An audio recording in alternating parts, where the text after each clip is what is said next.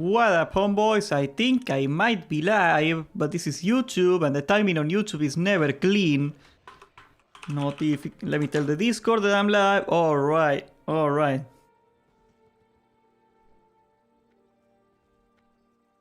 So, I wanted to do this talk segment yesterday, and the reason I didn't do it, simply put, it took me 6 hours to clear all my freaking raids. We got stuck 2 hours in Nefarian, you know, the Nefarian from Hell. I went back to my stream yesterday and I retitled it The World Tool from Hell. That's a good description of how it's working out.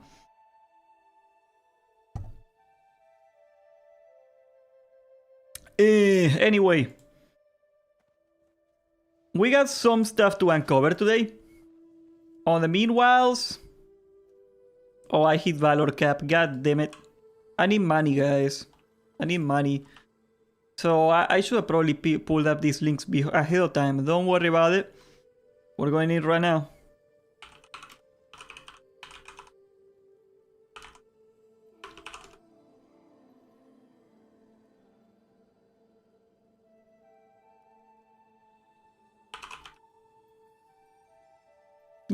Pulling up some stuff really quick here. I didn't think this through. Hopium is not happening. What's up, bro? I tend to agree with that notion, my brother. But we got some interesting things to look at here.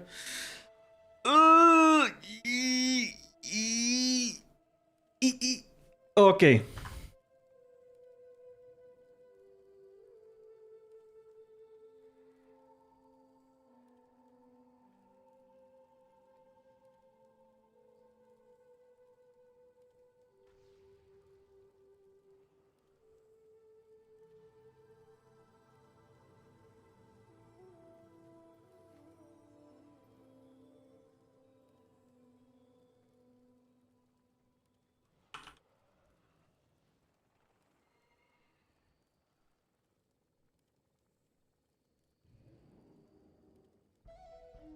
That's weird.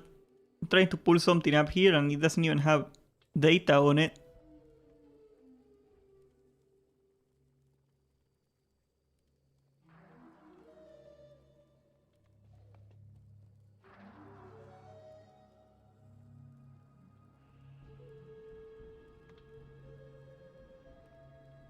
Alright.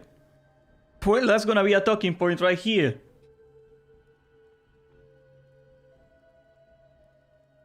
Let me set up this thing really quick here.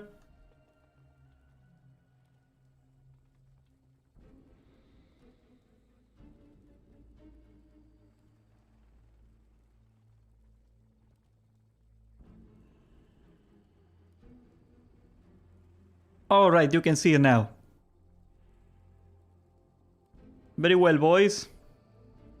I always like neurotically want to check if I'm live because this thing is super confusing. Yes, I am live.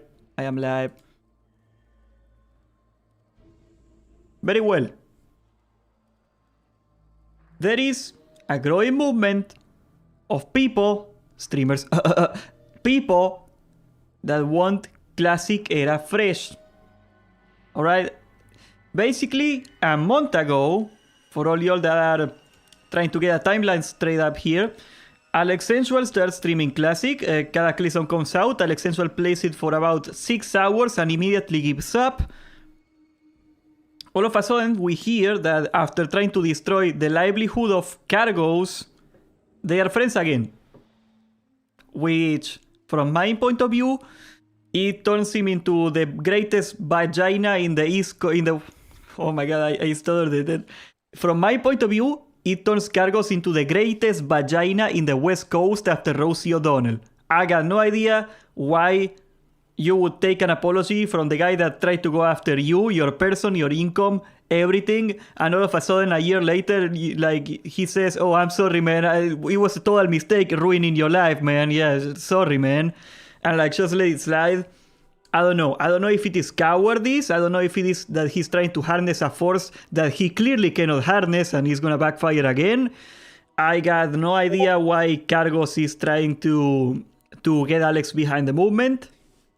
As a matter of fact, we already have some interesting developments on that sort. If you let me pull this up really quick.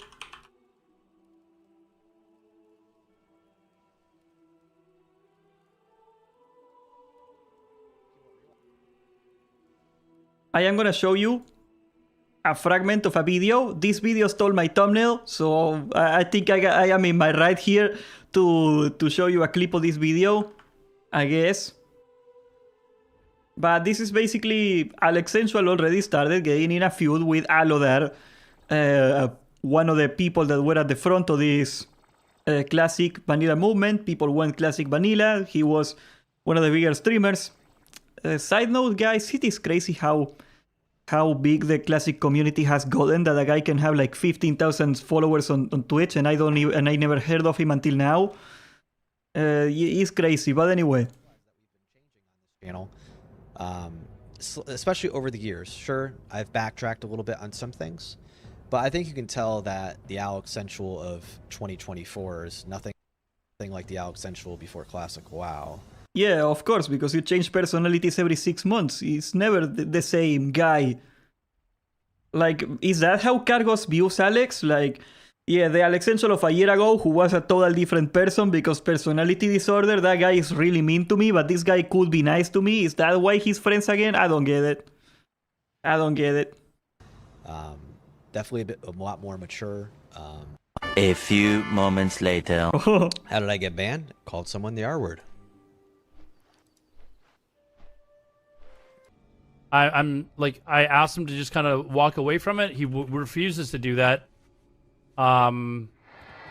So, and then coming in here and like, you know, thanks, you're welcome for the host and shit like that. Like, okay, dude. Like, basically, like, I'm gonna explain the thing because this clip is just gonna take way longer to show it than to explain the context. Alex went into the Deviate Delight Discord. That's the server Deviate Delight that they are trying to host this fresh event. The same way that Cargos hosted the hardcore event in I don't even remember the name of the server. Until we got official hardcore, they are doing that in Deviate Delight. And unofficially, the fresh server.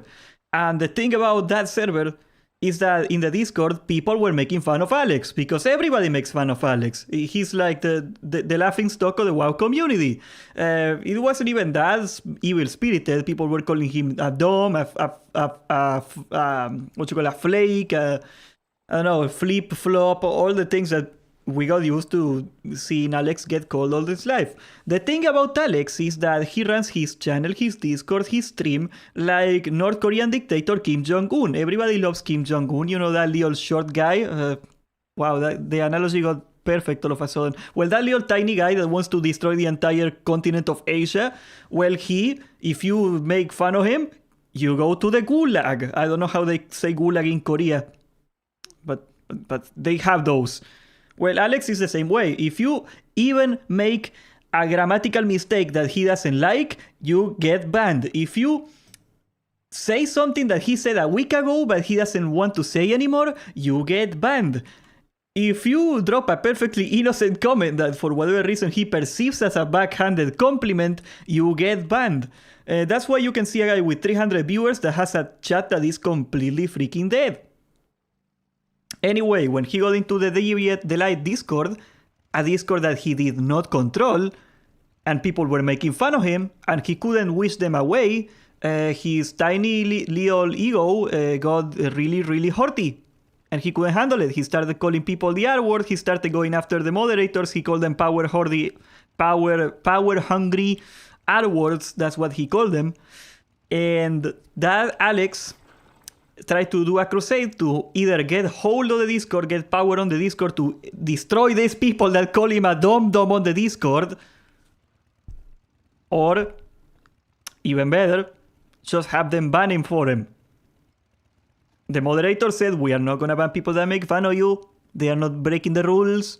If you cannot take people making fun of you, do not be in this Discord.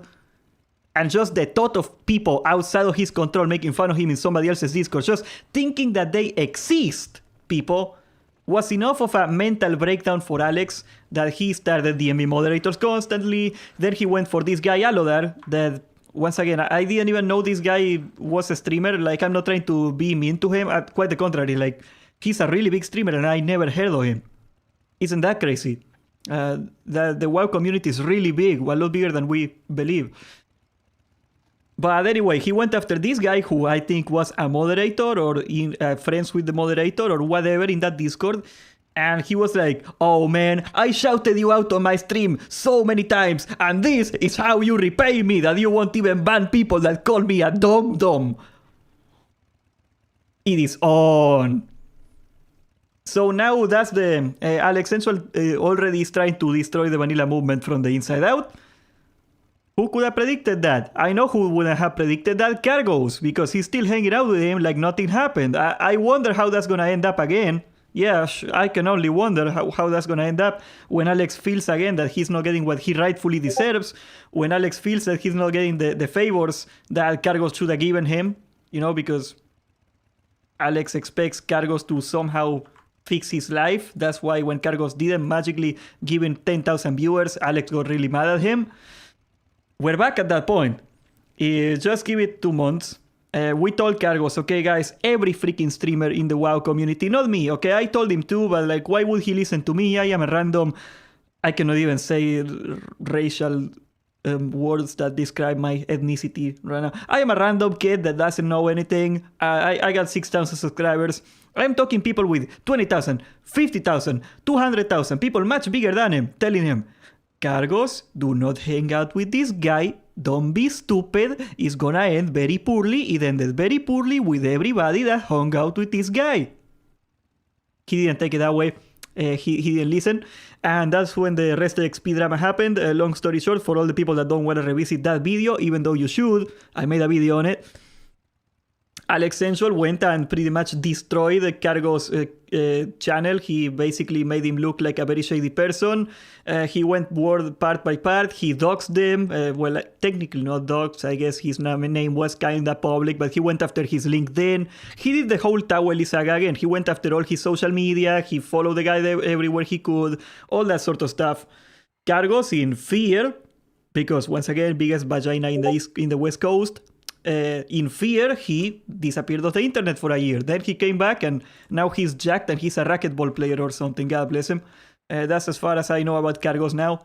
He's not the protagonist of this story though, even though he started this, which is ironic. So yes, long story short, there is already infighting in the Fresh Vanilla server, and if I were to be a betting man, either Alex is gonna disappear or probably both. You know, two things can happen here. Alex is gonna find a way to extend this drama to other streamers because he's gonna get mad at other streamers. When Cargos doesn't do what he wants, he's also gonna get mad at him.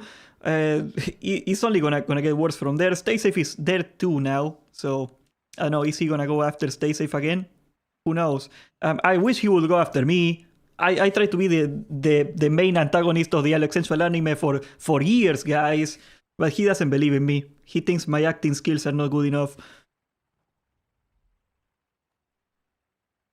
But yeah, that's the lore. This right here is the lore. Cargos comes out. He says he wants Fresh Vanilla. Out of nowhere, he's friends with Alex Sensual again. They start streaming in this dead server that is now 1,000 people. So... dead server, they start streaming that they are gonna do Fresh Vanilla in that server to, I don't know, protest the launch of Cataclysm, to bring awareness to the cause of Fresh Vanilla, I don't know. Now that we took care of the people problem and the Alex Sensual thing, because I think that's hilarious, that's always the most hilarious part out of any situation here, I wanna go over some facts with you, people. Okay? First of all, we have Seasonal Discovery now. I am sure Cargos doesn't like Seasonal Discovery. I am sure Grace 4 Days doesn't like Seasonal Discovery. But the people do. Seasonal Discovery has been the most successful launch, perhaps, or even beyond Rato the Lich King Classic. Seasonal Discovery was truly huge. It is not huge anymore because there is a massive content drought, and people know that. But it is pretty much likely that most people are gonna go back to Seasonal Discovery when Phase 4 comes out. People wanna go level 60. I cannot predict that. Maybe it's a flop, maybe nobody wants to play Phase 4 and the entire concept dies. But from Blizzard's perspective, and I think the community's perspective, the Classic Plus idea is very enticing. It wouldn't have been such a big launch if people didn't think that Classic Plus was a good idea. People were interested in it. Whether they liked the implementation of Classic Plus or not, they really wanted Classic Plus. And Blizzard now has tangible proof that people want Classic Plus. Now we can look at the competitor. Let's say, for example, the counterpart to that. We had Fresh Vanilla. Did you guys know that? Did you guys, lovely guys, know we have Fresh Vanilla? Yeah, we have Fresh Vanilla. It's called Season of Mastery. As you guys know, Season of Mastery was the predecessor to Season of Discovery. It was basically the same game, but with slightly harder bosses, no debuff limit, and a couple quality of life features. And it failed. Nobody did it. Everybody didn't care. Nobody cared. That's where hardcore come out, okay? During the height of Season of Mastery, people didn't want to play any WoW, and streamers had to come out with hardcore just to get some way of making content that people wanted to watch. Hardcore was born from the lack of anything interesting to do in the game. Nobody wanted to play Wrath of the Lich King Classic because Wrath of the Lich King sucks. Until ICC. When ICC came out, Wrath of the Lich King took off for some reason. I cannot explain that either, but Eastern Europeans love their ICC. They just love ICC, dude. Anyway, what I am trying to say here is that Fresh Vanilla was tried out. And you can say, okay, Season of Mastery is not exactly Fresh Vanilla. Season of Mastery was a little harder. Season of Mastery had debuff changes. I find it very hard to believe outside of Alex Sensual that somebody is gonna say, no, I am not gonna play Vanilla this server because it doesn't have a debuff limit. So that's I don't care about that. I mean, some people would, but I don't think that's significant. For the most part, people don't wanna deal with Fresh Vanilla anymore, and I do not blame them. Honestly, like just the thought of having to hit 60 on a 1x server again is terrifying to me. I had to level to 85 on Cataclysm and I was already bored out of my mind. Some people like that. They are called speedrunners. Hardcore, like the whole point of hardcore, right? Why is hardcore so interesting to watch for people? It's not because leveling sucks. It's because they might die and they might have to start over. It's like Mr. Beast doing the challenge of standing on top of a plank with a nail up your butt for 16 hours. People like seeing other people suffer. It is funny, I guess. Mr. Beast licking a lollipop for 17 hours to see how many licks it takes to break down a lollipop. Same kind of idea. The challenges make it interesting, but nobody wants to level. That's for them sure. As a matter of fact, hardcore servers in particular, what happened when hardcore official servers came out? When the streamers were doing it, everybody was up there. Everybody wanted to see the streamers. Everybody was there hanging out with the streamers. It was fun for about 2 weeks. Then the streamers go, they kill Ragnaros. All of a sudden, they drop 50% in population. Nobody gave a damn about the hardcore servers anymore. It was just a streamer thing, and there is nothing morally wrong with that. Don't get me wrong. Like, they want to play hardcore, they want to entertain their viewers. That's perfectly fine. That's good. Even that's good for the game. What I'm trying to say here is that streamers can only push an idea so much, and if the general population doesn't care for it, the general population doesn't care for it. And sadly, I think that is the reality of Classic Fresh. There is, however, another point that I want to bring out here, guys, and that is, look at Cataclysm Classic. Not really Cataclysm Classic. Look at Season of Discovery Phase 4 and Cataclysm Classic. I am trying to tell you that even if we can convince Blizzard somehow that we want Vanilla Fresh, and I think that's a very hard ask. Very difficult to convince people on that. Even if we can convince Blizzard that we want Vanilla Fresh, it is going to be very hard to fit it in the schedule. Blizzard had to delay Season of Discovery Phase 4 because they didn't want it overlapping with Cataclysm. There is this thing, I don't remember who came up with this quote, but this, the #1 rule of business is never compete against yourself. Blizzard doesn't want new releases to compete with their other releases. If Cataclysm Classic is coming out, they really don't want to have Season of Discovery 4 coming out at the same time and killing each other. You know, that's stupid. Now, the thing is, they had to delete Season of Discovery for a month, perhaps even 2 months, just to fit with Cataclysm Classic. So now we have to somehow, in the Classic ecosystem, we're not even considering retail here because we have a major retail expansion coming up, I think, next year or the end of this year. So we also gotta consider that. Will Blizzard try to take the risk just to please a couple streamers and perhaps 3,000 people of making a fresh server when they risk that the fresh server is gonna drain players from their new launches, the new expansion, Cataclysm Classic, whenever Tier 12 comes out, Season of Discovery, Phase 4, Phase 5, Phase 6, we have 3 more phases in Season of Discovery. Even if they consider that Vanilla Fresh was a worthwhile endeavor, good luck convincing them on that, but you might. I don't think we can even get that until the end of next year. Most likely, just because there is no space in the agenda for it. And I think honestly, I think Mist of Pandaria Classic is gonna probably be about as successful as Cataclysm, which had moderate success. I would say about on par with Rato the Lich King. We're gonna see what happens with WoD. That will be interesting to see in the future. I don't know if they are gonna do WoD, but it's interesting.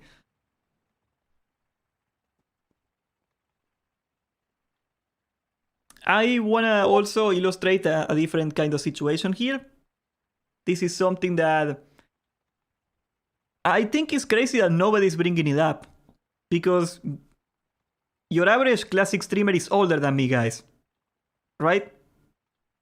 Your average classic streamer is, what, like 30, 35? That age range? More or less? We're talking about?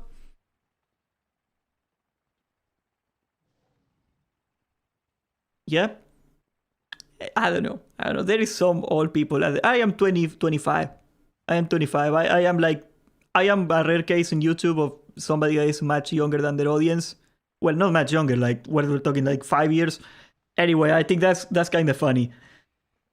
But EverQuest, I wanted to bring this up. EverQuest has a very similar system. If we take a look at here, let's actually do that. Let's actually do that right now. EverQuest Project 1999.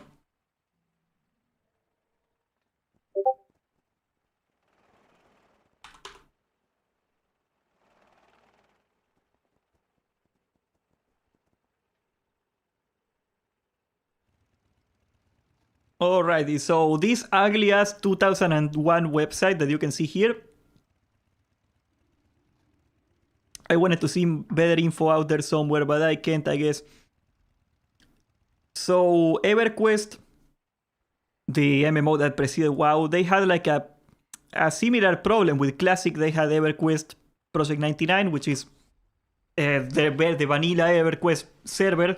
It started as a private server and it is now an official server.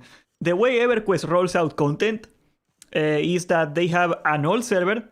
They start in vanilla EverQuest. I'm gonna hide this website. It's super ugly. They have a EverQuest vanilla, and that server progresses to the next expansion. And whenever the next expansion comes out, they launch a new server that is EverQuest vanilla. And then I think they have like an era server for the last expansion or something like that. I don't know much about that. But at any point in time, EverQuest has, if I remember correctly, like 32 servers of 10-ish different expansions. EverQuest is a very tiny game. In World of Warcraft, you can have 30 servers in one continent, and that's not a big deal. But the problem with EverQuest, and the problem that I think Blizzard, one of the most profit-oriented companies out there, is that in those servers, they call it the green, the yellow, the blue, something like that. The two newest servers, so Vanilla EverQuest and the first expansion of EverQuest, those are like 90% of the population on the Classic. I think modern EverQuest has also a lot of people, but anyway. So those two servers have most of the players, and the other 28 servers are empty-ish. You think Blizzard has any appetite for dealing with a system like that? Because if we get fresh Classic Era, the next logical expansion, I mean, I hope this happens, honestly, but the next logical expansion is, when are we getting TBC Era? When are we getting Rato the Lich King Era? And I think Blizzard is very afraid of having 30 servers with 28 empty servers, because when you do Vanilla Era fresh once, you're gonna lay the expectation that we're gonna need at least Vanilla Era Fresh again at some point, right? Yeah, I wish TVC Era was a thing, brother. Joshi, please give me TVC Era. Holy crap, I miss TVC. What I'm trying to say is, what do we do with those servers? Do we merge them? Do we not merge them? Is it gonna be employed to sell transfers? Do we want that to happen? I think Blizzard is gonna be very concerned looking at it and thinking, I really don't wanna handle like 2 more servers a year, because it's not gonna be 1 fresh server. That's stupid. They are gonna have to do 2 or 3. And you guys might think that is unreasonable. You guys might think that it's just unfeathered capitalistic greed. Okay, fine. I tend to agree with that. I tend to agree Blizzard is a very unethical and greedy company. That's the company we got, though. So I'm just trying to adjust your expectations, bring you back to reality, guys. So with all these things that I'm trying to say here, I am trying to say that I find, even if this streamer movement, which I think is not gonna have much gas, but even if it takes off, because I cannot predict the future, even if the streamers get all together and ask for Vanilla Fresh, and even if Blizzard thinks it's a worthwhile endeavor, which is also very unlikely, even then, we're not gonna see Vanilla Fresh in at least a year. At least. There you go, just wanted to set your expectations for later. I hope you like Season of this Mastery.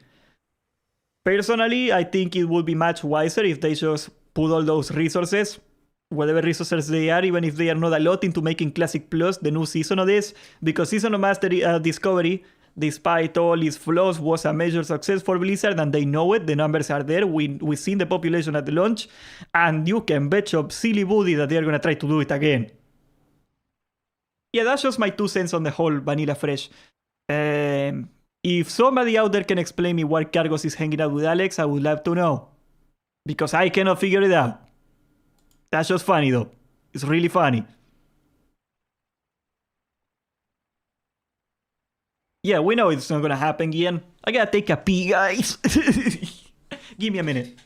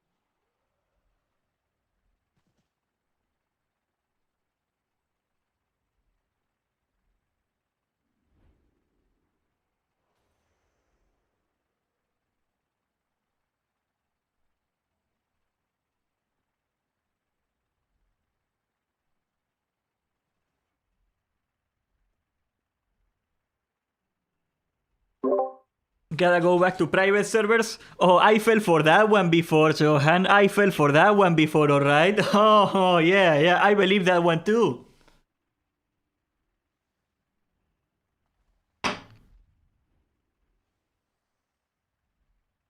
I don't know, brother. Are we gonna get new people in that server? Are they even gonna be... because, like, the old people are not gonna handle it, right? That has been very clear. So are the new people gonna be coming from somewhere? Indonesia? Because I don't trust them. Will Fresh ever happen again? No. Honestly, I think they won't. If I'm being completely honest with you guys, I think that we're gonna get Classic Plus in whatever iteration. I am not saying I prefer Classic Plus that much. I probably saying it's not gonna be even great. But I think it is the most likely thing because it succeeded. And at the end of the day, Blizzard likes looking at cold hard numbers and making decisions off of that. And It is very hard to argue to anybody that Season of Discovery was a failure. Season of Discovery was a huge success. You may not like Sunken Temple, you may hate your life every time you go to Sunken Temple, you may think Agrand is terrible at balancing the game. All those things are true, but people play it. And at the end of the day, that's what Blizzard cares about, that people actually subscribe and play. So I don't think through any of those incentives we're gonna get Vanilla Fresh at all. Then that was a good pee. No, I got drink more water. I'm not feeling too hot lately.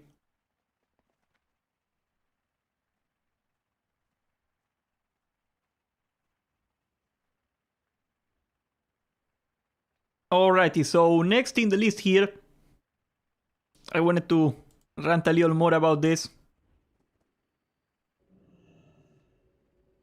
Actually, you know what? We're gonna do a dungeon or two or something. I need money. We're gonna do a dungeon and then we go for the next one. I gotta gather my thoughts here a little bit. I got a lot of complaining to do today, guys. You like complaining, right? Let's kick us some music here. Let's chill for a minute. Is Gian in the chat? What's up, Gian? People love Gian because he talks about poop on the regular. He loves complaining and poop, yeah. Complaining and poop. He can love two things. I mean, why not? He can love three things if he wants to. It's 2024.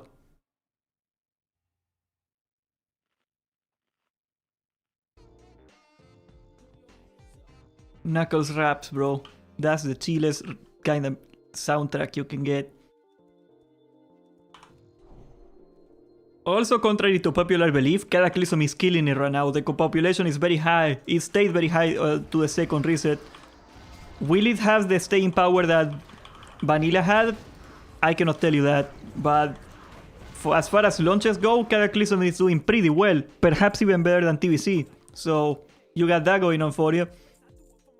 There is no shortage of people in Cataclysm right now.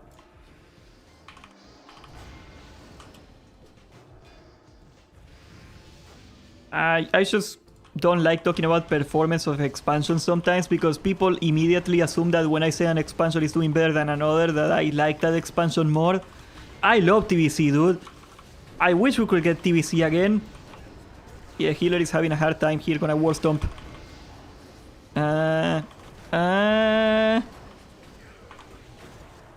Arden Defender.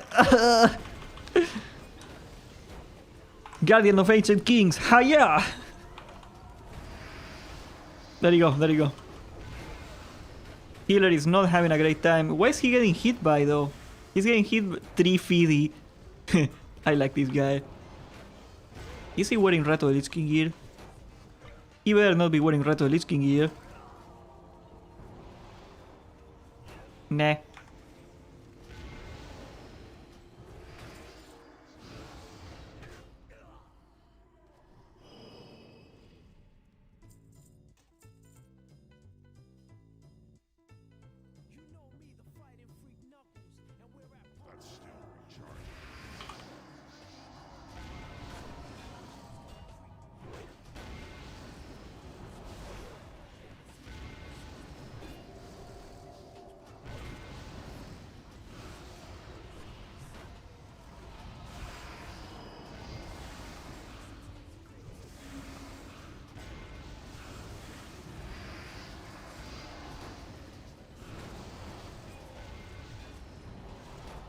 Do you take song requests?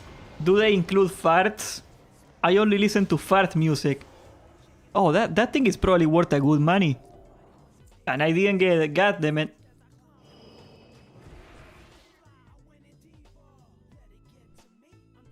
Don't worry guys, we're gonna kick some ass here. I still gotta farm my rep for my enchant. Let's see. How far am I? Earthen Ring. Oh, I am really far. I am barely like a quarter into Revered. Ah, that's gonna take a minute.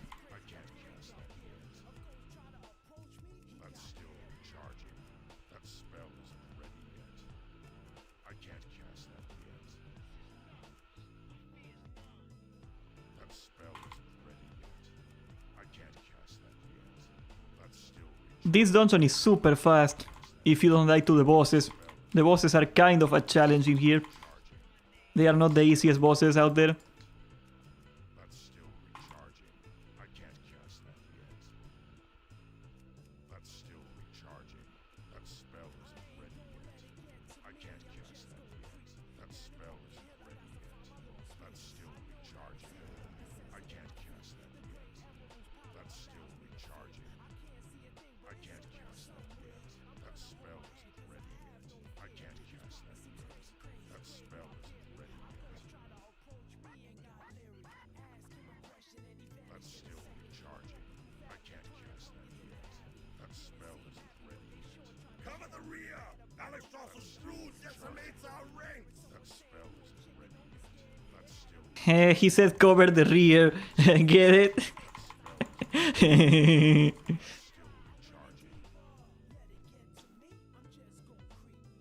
You better cover your rear.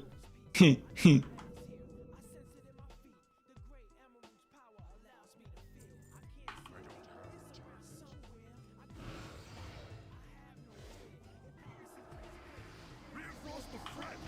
We're being invaded!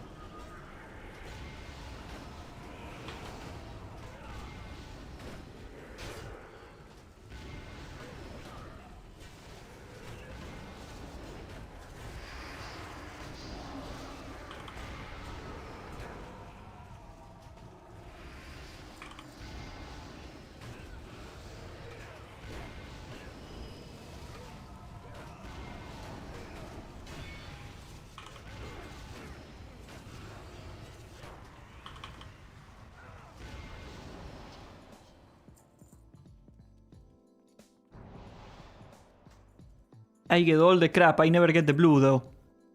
Sucks to be me. Really does. You don't know how hard I got at playing WoW and eating off-brand Doritos. If only you could understand my suffering.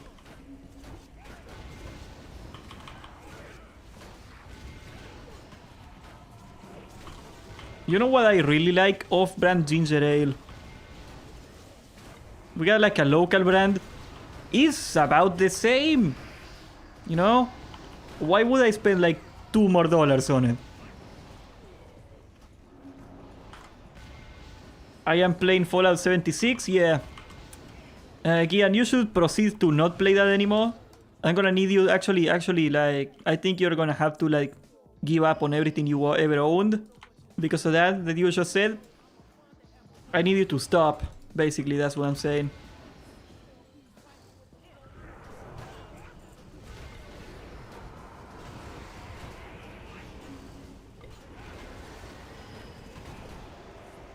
It's double bad because you're rewarding them for having a terrible launch by playing later. Because that teaches them, oh, we can ruin every launch and like fix it later and people don't care. It's a terrible precedent. We can't allow to let that game succeed.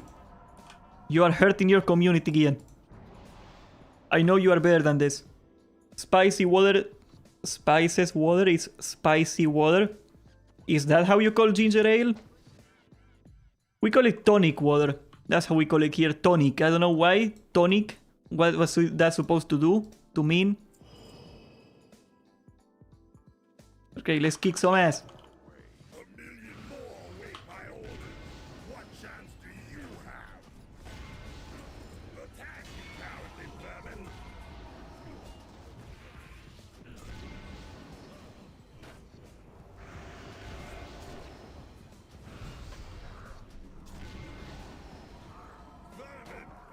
Yep, healer. Got one shot. That's usually not a great omen of what's gonna happen. Do we have a battle res? Ironically, he was the only battle res. We might have to take some drastic measures here. I think the priest is trying to heal me, but that's not gonna work out. Ow.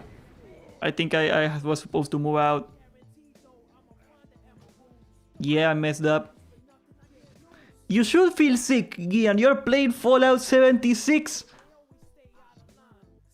You know what? You should be playing Lick My Balls 76.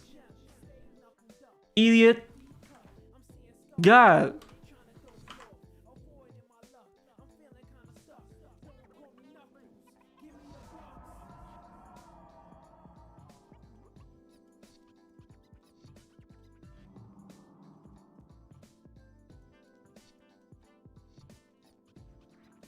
I still got no idea what that guy does. You know, sometimes we kill him, sometimes we don't, and that's the extent of what I know.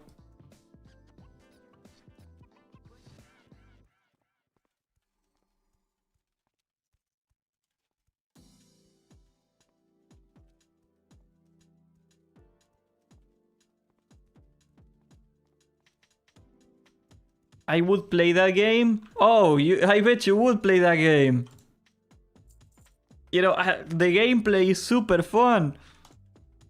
I'm told.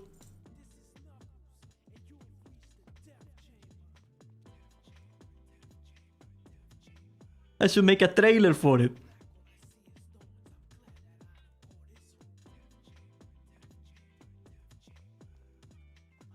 Oh, if you take a look right there, the red dragons, those are the good dragons. They are fighting the purple dragons in an endless quest for world dominance right there. You see that? You see how they are like fighting? The red dragons are like, we're the good dragons. And the purple guys are like, no, we're purple. Purple means good. Purple Trog has to die away from the people. Range move from Blitz. Melee move from ground.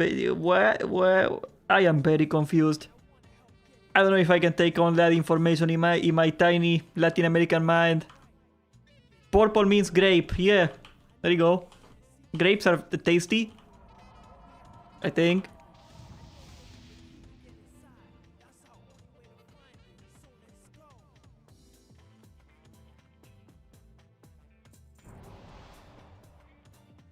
Okay, let's kick some butt.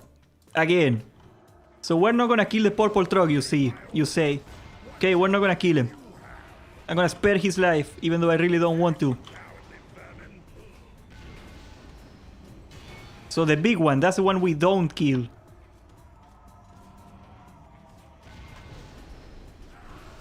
Move away, move away. Okay, he did it. What a Chad. I believed in him all along. Okay, I better move out, I think. Yeah. Okay, we're paying attention to the mechanics, guys. And the truck died and nobody got hurt, which is also great, I guess. Okay, move out. He's moving out. Yeah. Good. That guy didn't move, but he's not my healer, so I don't really care. He was also doing terrible damage anyway. We're not even gonna notice.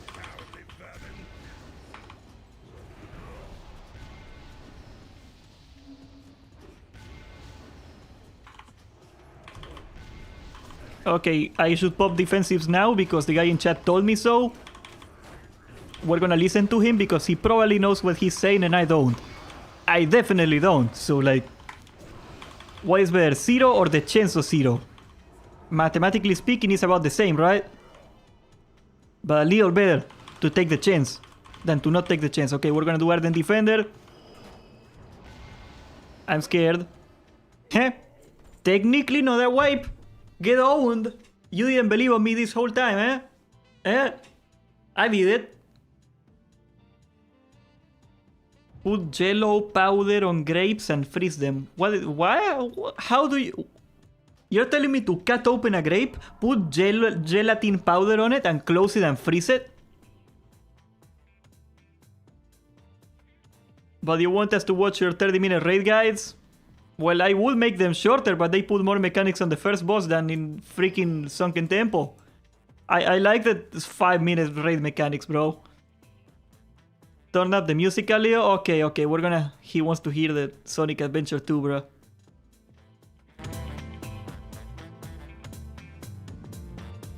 Is that too high?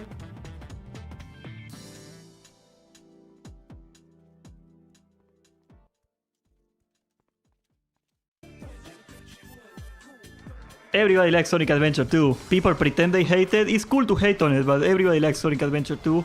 That's just a fact of life.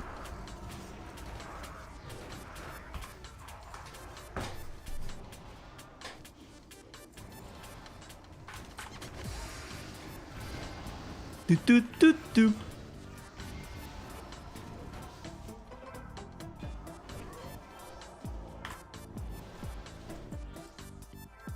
No, just cover them whole. Gian, we wiped 6 times on Nefarion yesterday. It was probably the worst Blackwing descent I ever had. Which is funny because the rest of the race went pretty much fine. Except that time I didn't move out to Glaciate. Listen, man, it's not that I don't figure out the mechanics. The problem is that I don't remember. Oh crap, he's coming. He's really mad. Run back or die. Every man for himself. And he pulled it. Of course, this fucking hunter. Was it the hunter? I'm gonna let him die.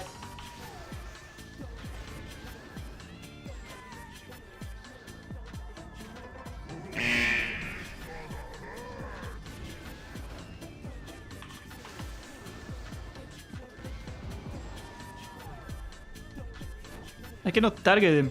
There we go. He despawned. Oh, that's good.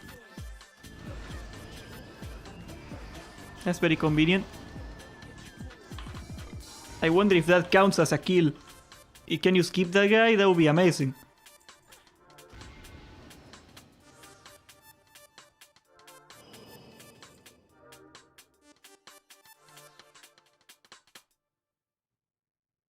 I don't get it, like, why would you want to cover a frozen grape on Jello?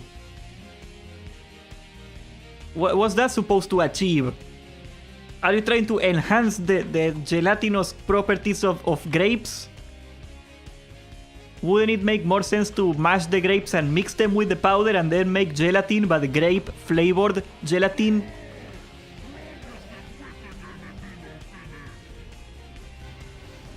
You know, there's a really funny story, like 50 Cent, you know, his vitamin water brand, like, he said in his book that he was negotiating the brand, the deal, you know, with vitamin water, and they were like, oh, we have this idea for a new water that is called Formula 50, we're gonna make it out of orange.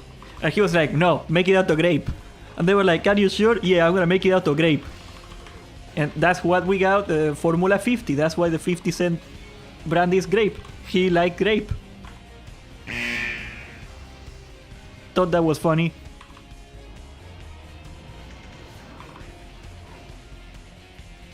Okay, let's see what we got now. Dual blades. Oh, that's the worst possible one again. Well, pop defensives and pray. Let's hope I can parry it.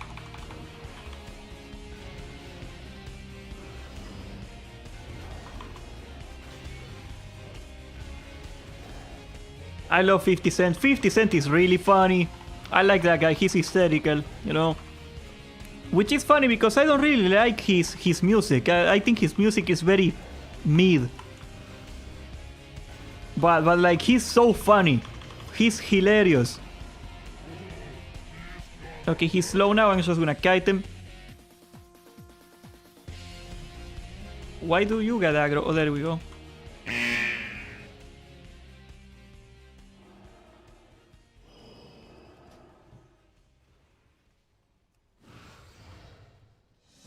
Making my way downtown.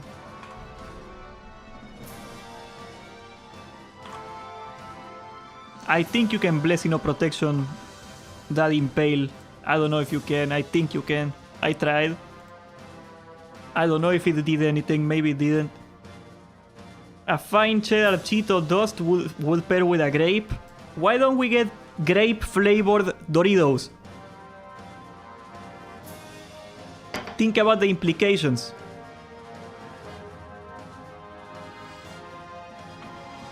Bro, this doesn't sound like Sonic Adventure 2 at all.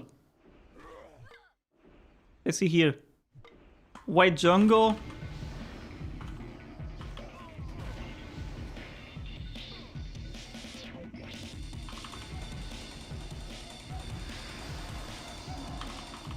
You know that meme of like the guy's playing Sonic Adventure 2 with all the volume up and he gets like a text message from the neighbor and it says turn that shit up?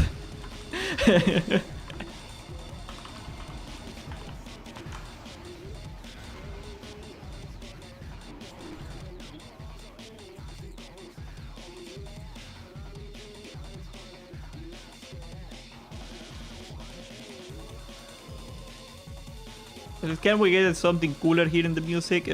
Where's Metal Harbor? I like Metal Harbor. Come on, bruh. Oh, look at that. The Sonic Adventure 1 version of this song sucks. You see? It's only Sonic Adventure 2 that is good. Sonic Adventure 1 is a poop. We don't like poop. If you like poop, you need serious therapy. You have self-image issues, most likely. And that is very bad. But in here, we like Sonic Adventure 2. Sonic Adventure 2 all the way. Sonic Adventure 2 was there for me when nobody was there for me. And also I got a bunch of chaos in the garden and they grow. Can you do that? No, that's how Sonic Adventure 2 you can't. But Medina, Sonic Adventure 1, shut up. Shut up, we don't talk about that game.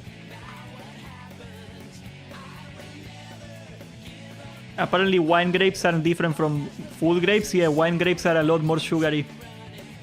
And dry, they are very dry grapes. It makes sense, you know, you want the highest amount of sugar, so you get the highest amount of alcohol. They are edible, like people eat them, but they are a different variety of grapes, you know, like... It's the same for almost anything, like... The watermelon that you use to make watermelon jam is not the same watermelon that you eat. Sonic 3 movie is gonna have music from Sonic Adventure 2, that's great. Isn't it, I didn't watch a single one of the movies, isn't it crazy? Is this stream old enough to remember the grape stomping lady video? You're talking about that newscaster that broke she broke her leg. She fell off the bucket and she was like, owie, owie, owie. That's really nasty, dude. Don't make fun of that. I feel bad for that lady because I broke my leg too and that's no fun. I assure you it is not fun.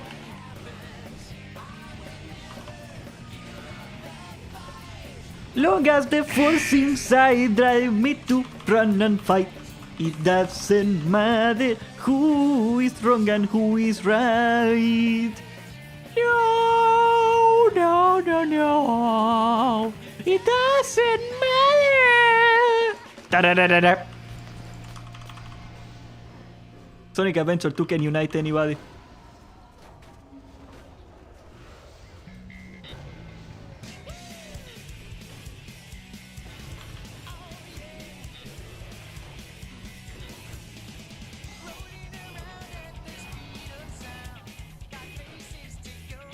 Lemons are good, but yellow is a tier F color.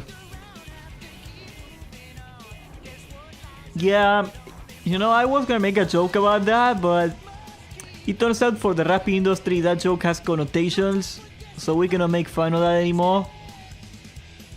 Too dark, it's too dark, that joke.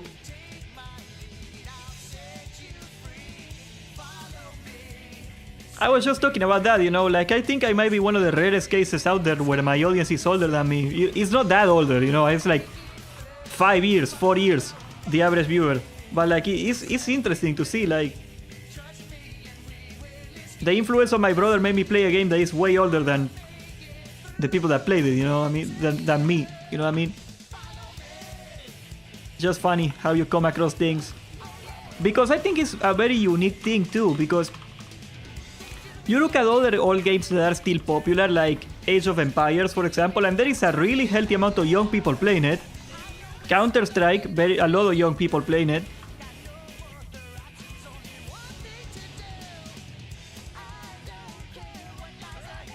Oh, we almost killed them before the event.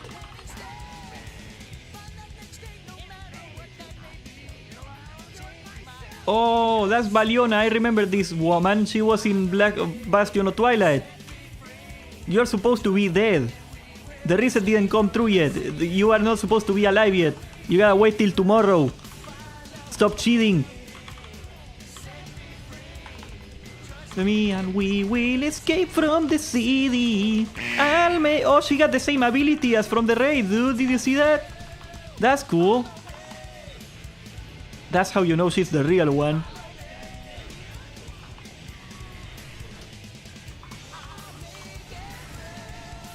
Oh yeah!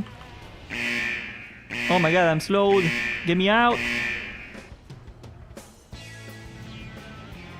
Oh, that's Tails team. Nobody likes this. Oh, check this out. Oh yeah. That's a lot better. Everybody loves Knuckles. He glides, which is worse than flying, but people like it more though. It's like cooler. Also, he can climb on stuff because he had like spikes on his hands, you know. So he just punches the dirt and he can climb on it, like a Swedish climbing equipment, you know. That's a kind of power that Knuckles can unfold. You don't see other characters doing that. RTS is easier for Zoomers to get into than MMOs. Well, I think it's a really strange combination when you're talking about it.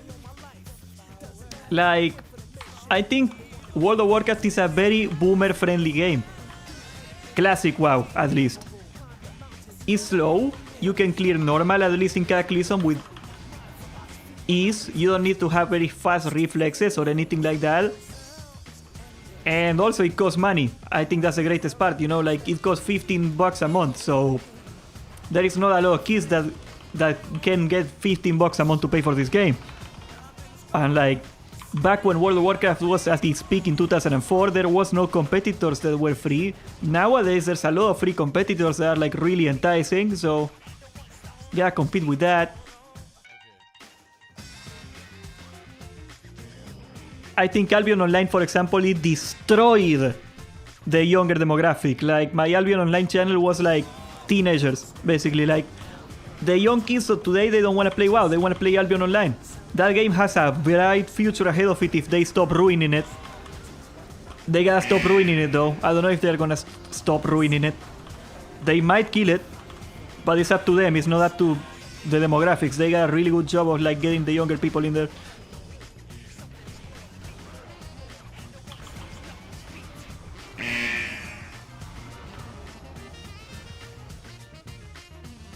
I keep hearing good things about Elder Scrolls Online. It could be decent.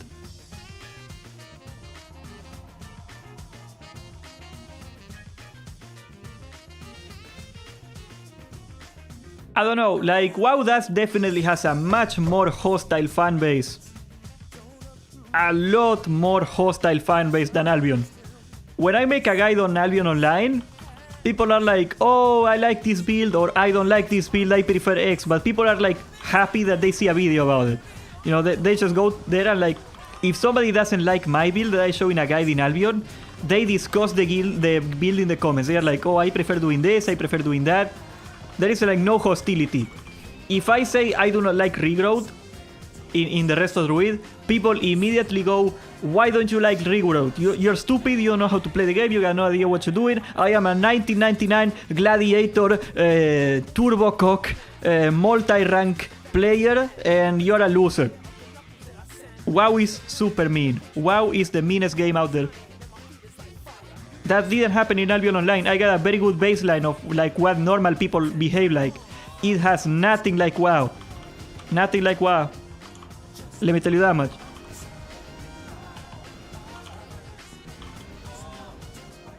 Still waiting for Ashes of Creation.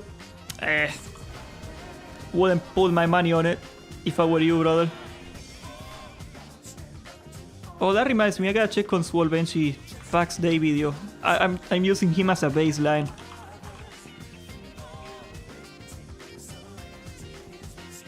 He's playing Fortnite now. God bless my soul. Okay, here. 3k views. Decent. Like, if he's getting views on PAX Day, that means people care about it, because, like, that's... He's... And ironically, I call it the Swolvenchi Index. The Swolvenchi Index is a great thing, because you can just check him out. And, like, he's always making videos on the new game, on the new launches. And, like, if a game is doing very well, he's doing very well. So, like, that's how you can check. You get, like, a really good baseline to see if people care about the game. there is only moderate interest in PAX Day apparently. Not a lot of interest in it. That's sad. I might try it next week. I'm not gonna discard it, but yeah, that's sad. Look at this guy, he's like a bug. This guy is super scary, I hate him.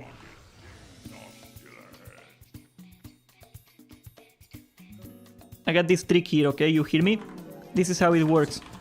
I stand here where the ads spawn so we can cleave him. And that way we can optimize. Did he drop a circle on the ground? No. We can do more damage this way. Choo-choo-choo, yeah.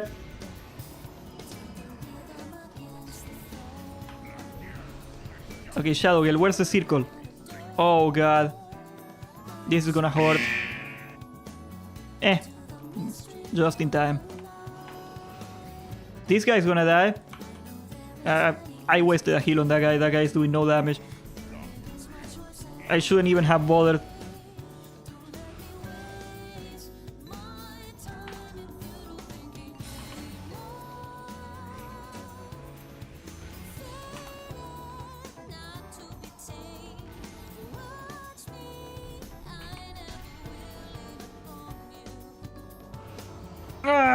I couldn't kick it. This is gonna suck. Yep, they are out there. These people are doing no damage. We gotta deal with the ass now. There's not a lot we can do about it.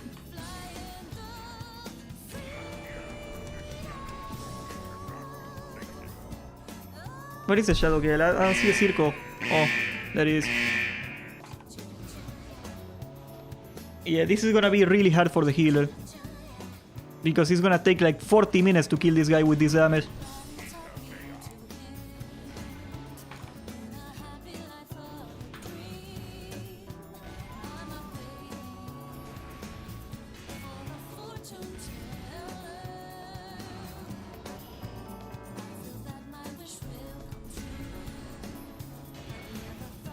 Okay, we got it this time. That's good. Gotta keep pumping.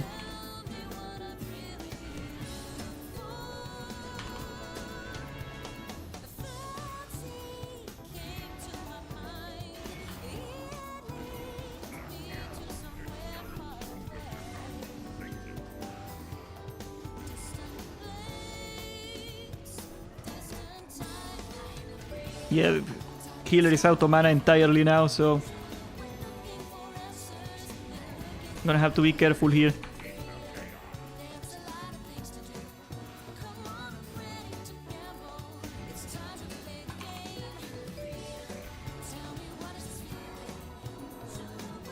You better have innervate up or something, brother, because these people are not gonna do damage. You gotta kill the other guy. Good, good.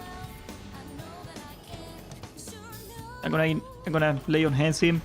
That might be something I regret, but I kinda need him.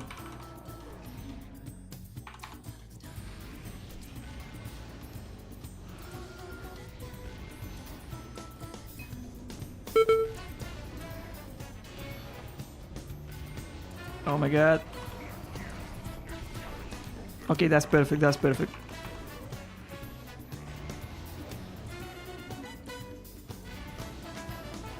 We might have this. Burn him. Oof, that was really close. Oh my god, these people suck. That poor healer had to heal his ass off. Trinket? Looks like a maze. Do I need one of these? Mastery and strength. Nah.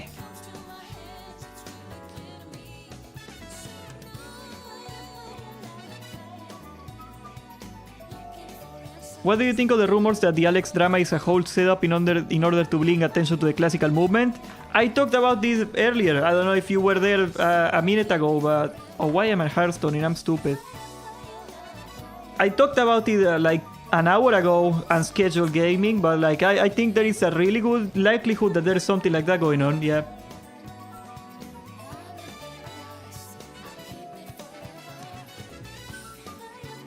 I think Cargos thinks, this is personal theory here. I think Cargos thinks that he can harness Alex Sensual, and the reality is that no chains can bind Alex Sensual. I think Cargos is playing with very dangerous fire. I mean, like, he knows that. He should know that by now. He ruined his life, but he doesn't learn.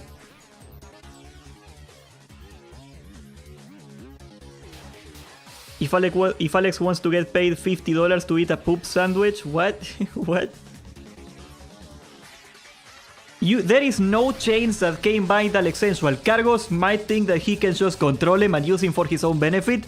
I assure you, nobody can control Alex Sensual. To his detriment, Alex Sensual will not do what other people want him to do. To his detriment. He will act against his own interests constantly, just not to do what people need him or want him to do. Not even Alex Sensual can control Alex Sensual. You're absolutely right, Jack Jackson. I like that name.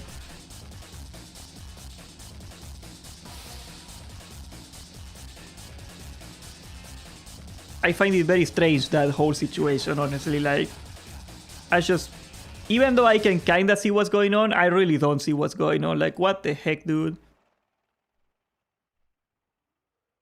You gotta pay truck payments for the Uber, It's a working tool.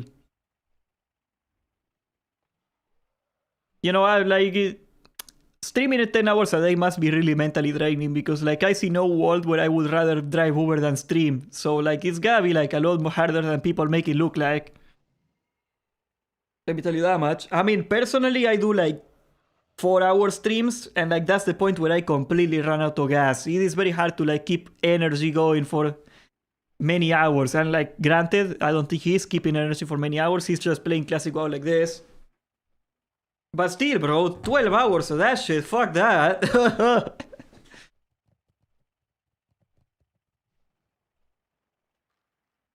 There is a Uber transport service now, Gian. Yeah, you can literally hire people in Uber to do moving for you, small things, yeah. You can do that. In Argentina, we have it at least.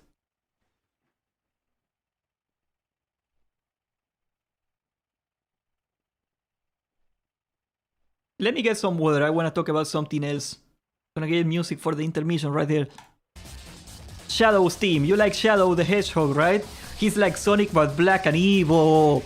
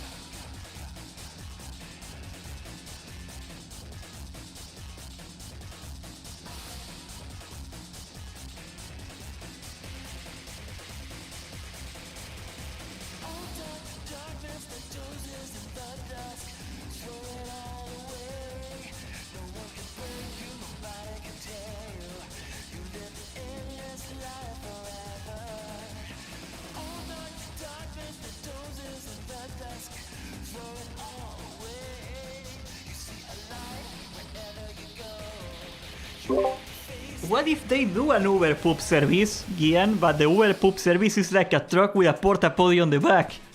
Like, you gotta take a shit in the middle of the desert and you just call Uber poop and you just poop in there and then he goes. Huh? Think about it. Oh, yeah.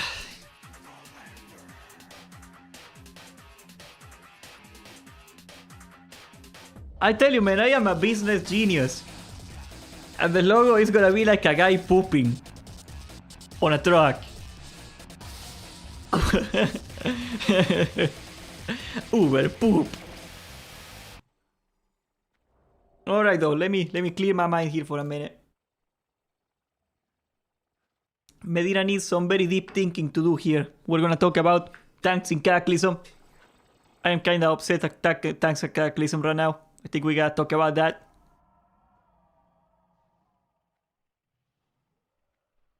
Why would you go to the bathroom when the bathroom can go to you? Right there, that's the slogan. You nailed it. I tell you, man, I should get these people on chat all together in a room and we can come up with $1 million idea in 5 minutes.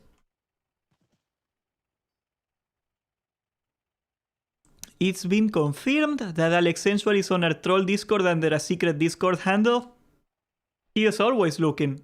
I bet he has like 3 accounts on my Discord. Which is funny because I wouldn't ban him. Why would I ban him? That would be hilarious. I also keep flocking there because people make fun of him. And that's funny. I mean, that's probably why Alex doesn't want to go to my Discord, because he's gonna get made fun of and he cannot ban them.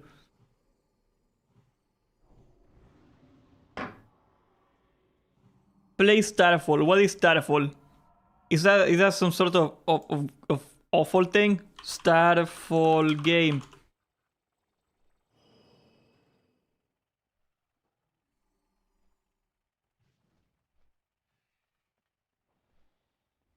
Is this Starfall?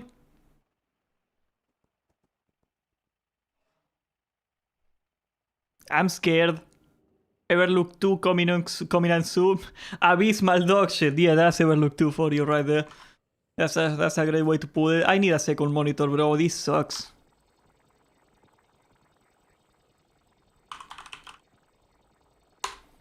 Okay, I'm opening a page here. I want to show you this really quick.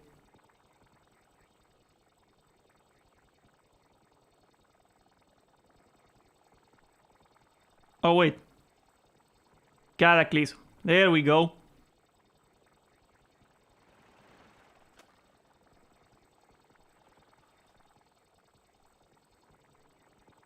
Oh, you cannot measure popularity here? That sucks. Okay, yeah, you can. Okay, boys. Best possible experience for me. You could just not play WoW. I think that would be a better experience than playing Everlook, just saying. Like, what, it's gonna be like 80% Chinese now? The bots are probably even worse than here.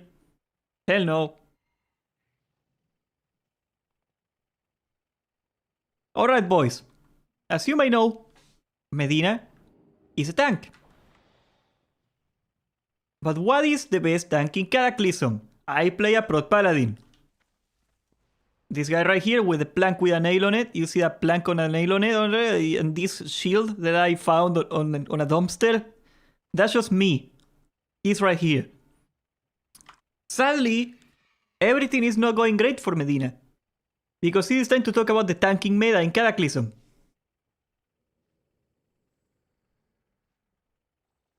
Alright, I kinda messed up my tabs here. I hate, I gotta buy a monitor. This right here is the popularity chart for all the tanks in Cataclysm.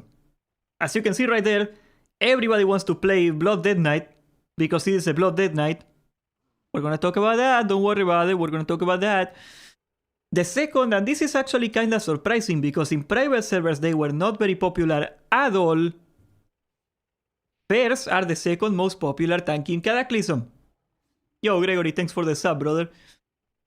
And B, the Prot Paladin, and finally the Prot Warrior, doing less damage than everybody else and being less popular than everybody else. Now, it's crazy here. The difference in damage, you can see 19.4 in the Blood Dead Knight and 14.6 on the Prot Warrior. They are missing like 25% of the damage. That is, for Cataclysm, that is an insane gap to have on damage. Of course, damage is not a huge deal in Cataclysm for tanks. Don't get me wrong, damage on a tank matters. They are more or less the same as a low tier DPSer, all the tanks.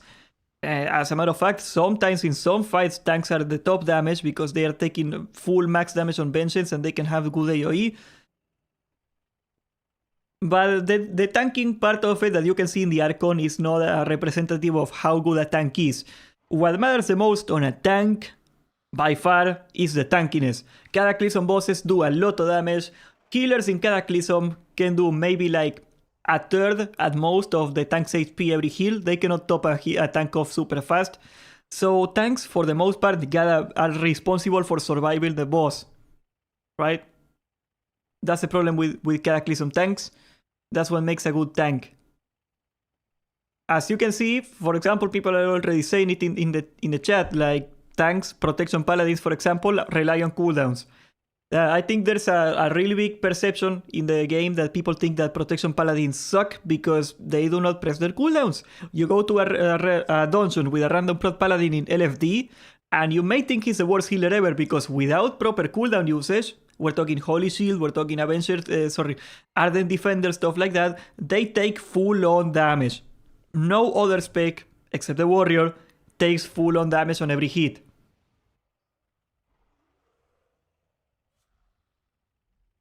Now, there is a thing that is going to change that, and that is that... Let's take a look at my stacks over here for a minute. Avoidance right here, 51, 14, 13, so that's 7. I got like, what, 80%, something like that avoidance. I am not avoidance cap yet, and I got about half of my normal gear. It is possible to hit avoidance cap when you have all 372 gear and enchants and everything like that. Bro, stop spamming my chat. I'm gonna ban you. Holy shit. What are you? What Eastern European country bombed your house or something? Holy crap. Stop. I read it once. Dude. Anyway, I kinda lost my train. Oh yeah, so I only got 80% avoidance. What I'm trying to say here is that, yeah, I'm done. I'm done. You're gone. Yeah, flooding my chat all day. I gotta open my chat. I haven't banned somebody in like months. Oh, there you go. Thanks, Ian.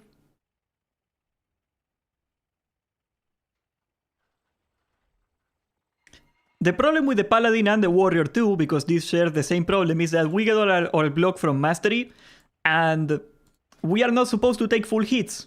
Right now we are taking 20% of the hits we take are full 100% of the damage. Once we hit avoidance cap, the worst hit we can take is 30% reduced. So at the most we're going to take 70% damage.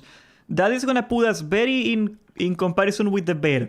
I think we're going to be just as tanky as the bear come tier 12 or come very late like full best in slot tier 11. Sadly, people are not there yet.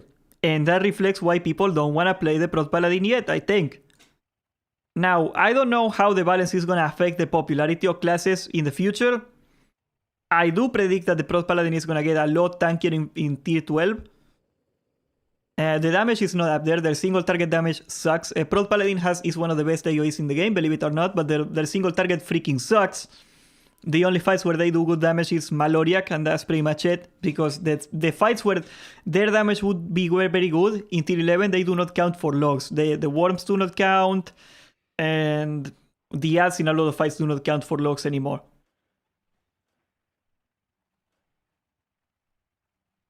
The thing about the Prot Paladin, and I think this is like, I'm gonna just hammer this in a little more because I see a lot of hopium in Reddit, for example. I see a lot of hopium from Warriors in Discord. Warriors can scale as good as the Prot Paladin. Their mastery is even better because they have critical block. Every extra mastery that they have that goes above the cap, they can block for double the damage. That's a 60% reduction. So in theory, they scale even better. The problem is that they have terrible cooldowns. Their only good defensive cooldown is Shield Wall, which is the same as this cooldown right here, Guardian of Ancient Kings. Remember that in Cataclysm, Shield Wall is 50% defense, less damage taken. I got 3 minutes cooldown. I think they also got 3 minutes cooldown. I don't remember if they get a talent to reduce it. The base is 5. We are on par. We are exactly on par with the Warrior with that just cooldown. But the Proc Paladin has Ardent Defender, so they can effectively survive a one-shot. They take 20% less damage.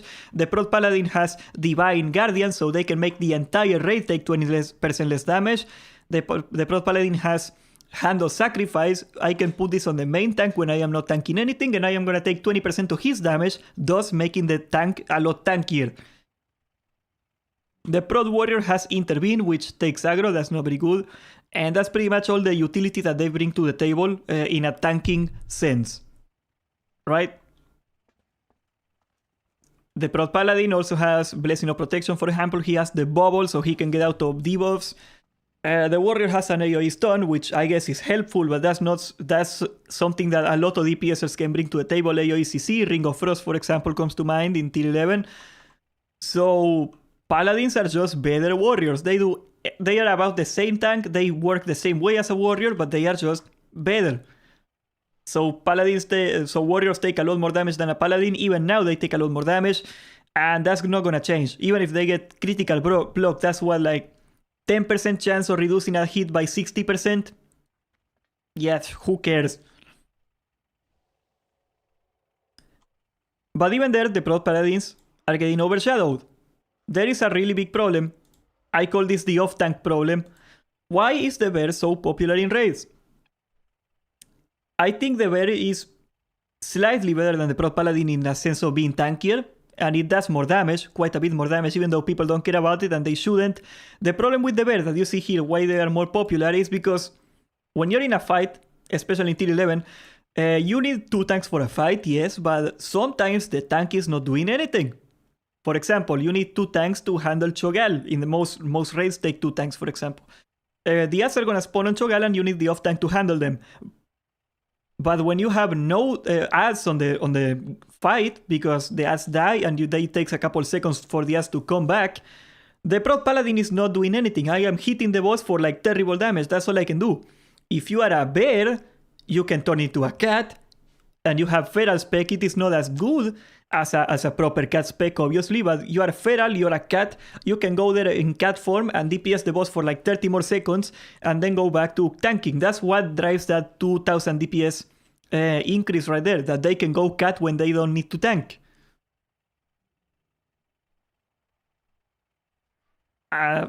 Of course, you might be able to say, but yeah, you can just take a red spec and go red on the fights they don't need you. Yes, you might, you should, but the bear can do that in the middle of the fight. Every second that you do not need a second tank for whatever reason, because the ad died, because you're waiting on the ad to spawn, whatever, the bear is gonna be on cat and he's gonna do full DPS while you have no vengeance because you're a Proc Paladin and you're not taking any damage because the other tank is taking damage. So you're not gonna do the same damage as a cat. I think that probably is not gonna get any better. The bear is good at scaling too. It's pretty decent. You know, the more attack power they get, the more stamina they get, they scale pretty well. Even though the Proc Paladin is gonna outscale them, I think we are not gonna see a Proc Paladin being more preferable until late tier 12. That's when Paladins really, really take off. On the other hand, the elephant in the room right there, you can see right here, the Blood Decay. What's up with the Blood Decay? They're just the best freaking tank in the game. That's what's up with the Blood Decay. Sadly, even though it hurts my soul to say it, people want to play Blood Decays.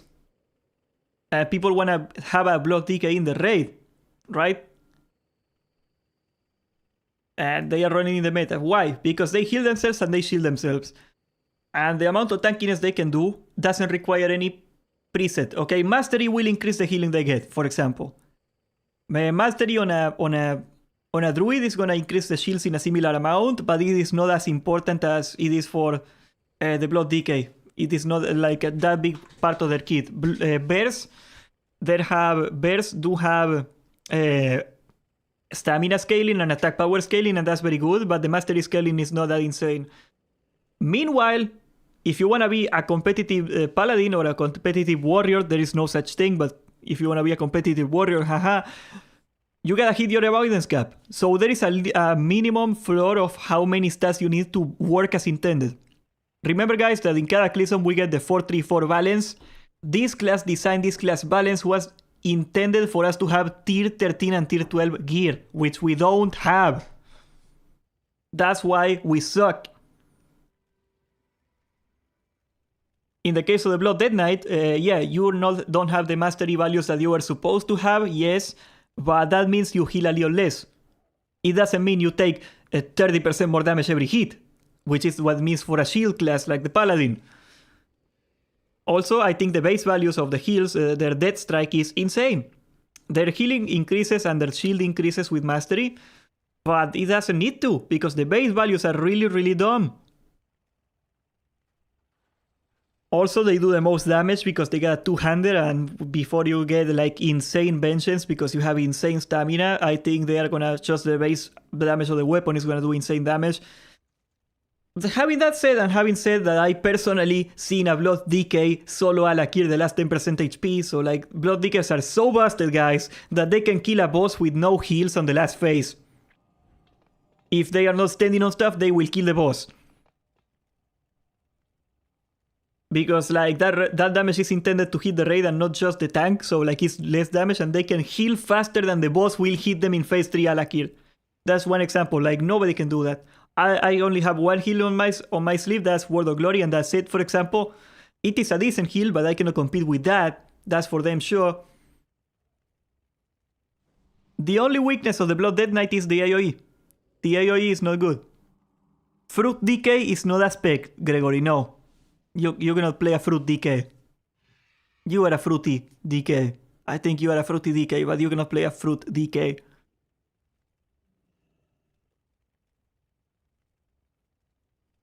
But sadly, I don't see that changing. The more mastery they get, the more they will heal, so it's not like they're not gonna scale. The problem is that they start scaling at the start of the expansion, so they are even more dominant than they should be now. That's not gonna change though. I think all the way to tier 13, when we have all a full best freaking gear, that's when Paladins become a contender to the throne here. Bears are gonna remain more or less fine. Warriors are gonna suck. Suck. Oh, it sucks for a warrior, right? You suck in tier 11, you work all your way during tier 12, so you can in tier 12 get your mastery cap, your avoidance cap, and that way you can be just as tanky as a normal tank in tier 11. It's a rough life for the tanking in Cataclysm. Don't feel disheartened. I play a pro paladin, I get in raids all the time. It's not a big deal, people don't really care too much because at least we bring utility, at least we can help the main tank take less damage, and we got the Divine Guardian, which is really... This thing is the only reason I get in raids right here. 20% rate reduction for the entire raid of damage. So when the crackle goes off on Nefarion, for example, I pop this, everybody else takes 20% less damage. That really adds up, and people do care for that. So if you're popping your cooldowns, people are gonna take you. But yeah, tier 11 is probably gonna be the least balanced tier out of all of Cataclysm tanking wise. Okay, tanking wise. DPS, oh no, hell no. So we're gonna have to weather the storm, guys. I wish I could give you better news. So for the first time ever, I am gonna agree with the tier list on the Archon. I think Blood Dead Knight is S, and Bear is A, and Prot Paladin is B, and Prot Warrior is C. C stands for poop, okay?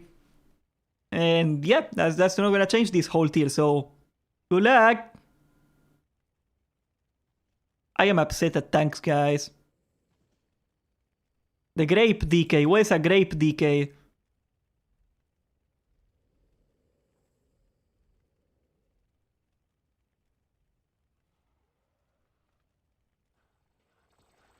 Fruit Decay. Oh, so Fruit Decay is the class and Grape Decay is the spec. Okay. That's weird. You're weirding me out, man. You're weirding me out.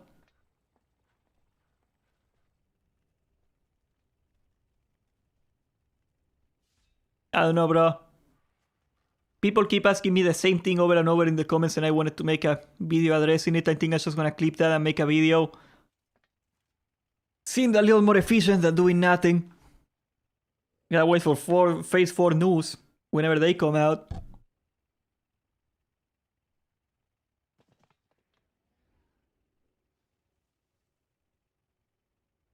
On DK you have to time stuff more. You have anti-magic shell and your death strike, of course you wanna time it. But it's not like a requirement. If you miss the timing, you still got a shield on you. You still got a heal on you. It's not like... I think it is harder, okay? Granted, I think it is harder to play a Blood DK than most other tanks, absolutely. But it is not that hard, you know what I mean? Make a video on the best fruit DK rotations. I cannot talk to you guys anymore. It's a Monday. You're getting delusional again. Deluge.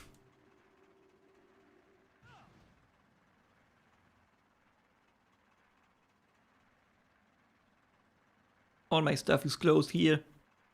I might as well get the last reward on a... Oh, look at that satchel. I need money. I hope it's worth a lot of money. Millions of dollars.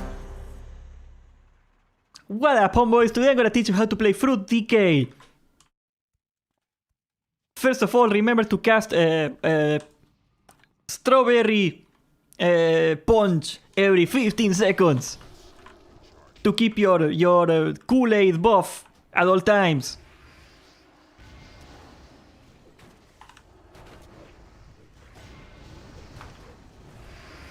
I think Poop DK is a lot more overpowered than Fruit DK. I think you got it all wrong, son. All wrong.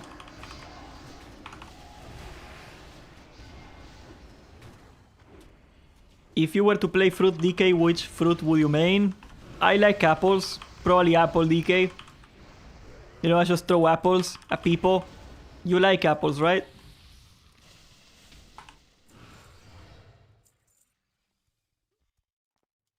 I put the new for... Oh, the Sonic Adventure 2 soundtrack! I forget! Oh, what the hell is this? That's not... This is not good. I'm gonna play something else. Let's see, let's move it.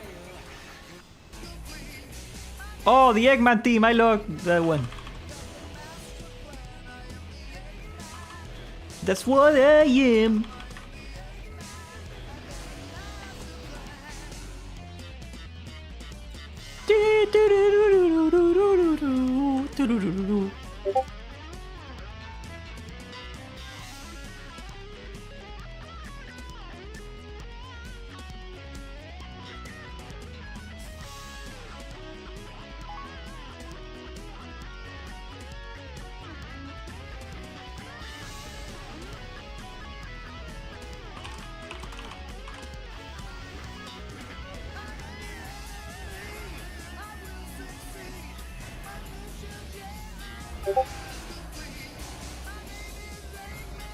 Oh, look at that. They asked me, do you need the bracers? And like they were gonna kick me if I did need them. Look at that, 3 people. I told that on the Bob podcast. Fucking loot trading is cancer, bro. Yeah. See?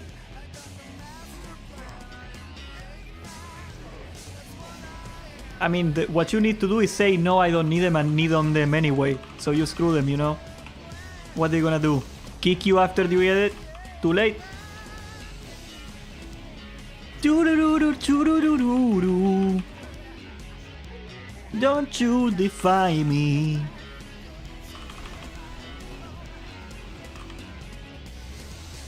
Everybody looks Eggman. You know, he throws eggs. Oh, look at this shaman. What a fucking chat. He soloed it. I think.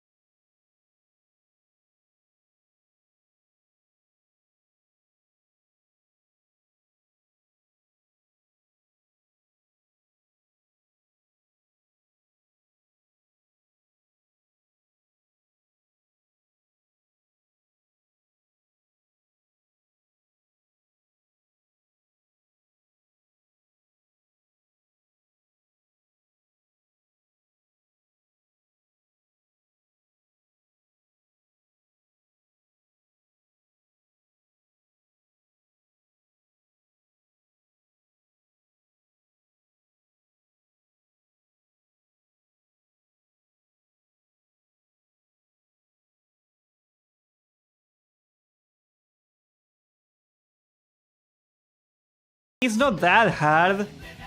Oh, wrong way. Yeah, master evading. Are you master evading right now? Is that what you're doing? Watching the stream?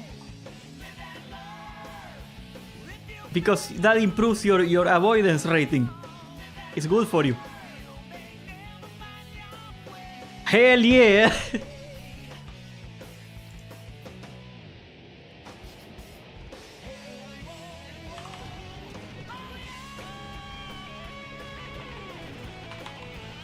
Oh my god, I cannot target this guy. Crap. There we go. Medina gonna take a hike.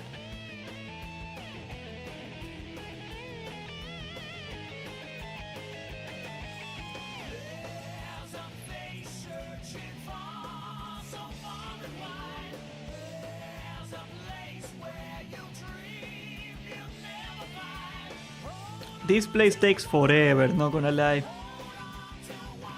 Corla from BRC, I think that's the worst boss in all of RDF. Corla is like freaking impossible. You got like one guy that doesn't feel like doing his job, and like it's like freaking the hardest boss in the game. You know, like if you got one guy that doesn't know what she does and it's not very obvious, to be fair, that boss sucks. That boss sucks. I agree with you 100% on that one. I think that's probably the worst boss in the entire RDF right now. Maybe Dead Mines. Dead Mines. I don't even do Dead Mines, honestly. I think that's the worst. I might need to pop a different cooldown here if my defender runs out. No, I'm fine. Was a little behind on the heals, but we're fine now.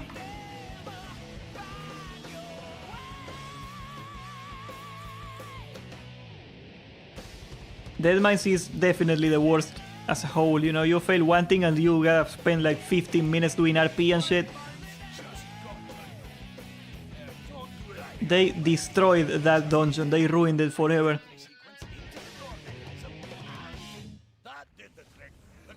It's not even Pogon friendly, there is like hard DPS checks in every single boss on the last boss on Dead Mines. It's really dumb. It's a dumb fight, it's bad design.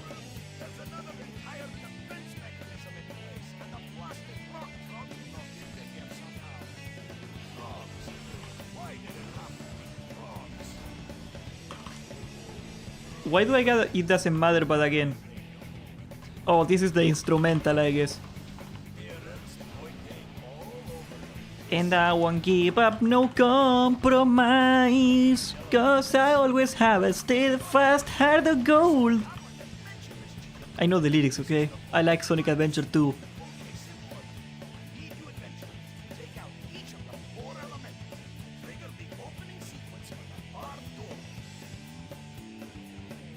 Okay, get over here, you. Oh my god! I will never give up the fight.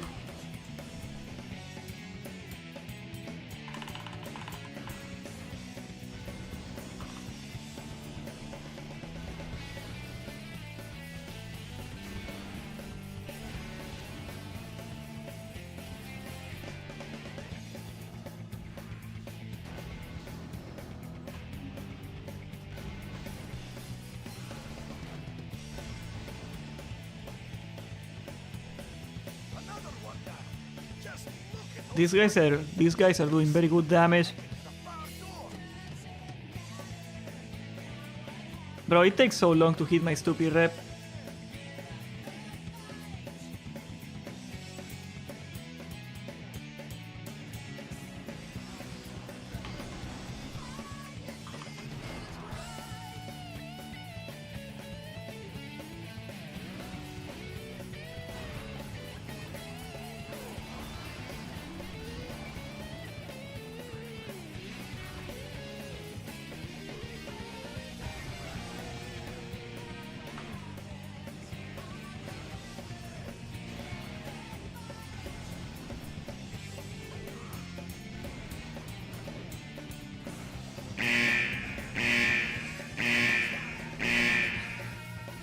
Healer can handle it.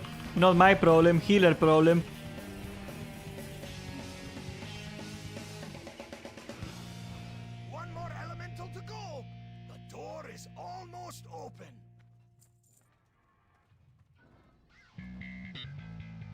Oh yeah.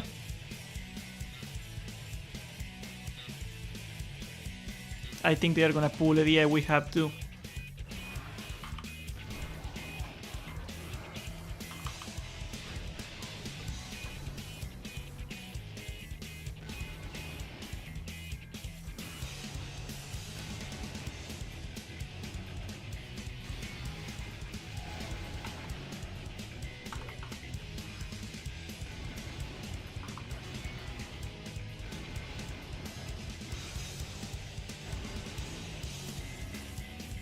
That was easy.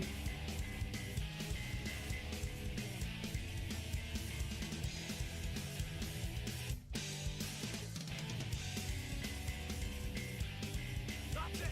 You've done it! The vault door is opening! Now we can... Oh no! Is a resto shaman his fault for... Oh, easy. I thought I was getting healed by a druid the whole time. I wasn't even paying attention. He picked the wrong healer class. No, he's doing fine. He's doing fine.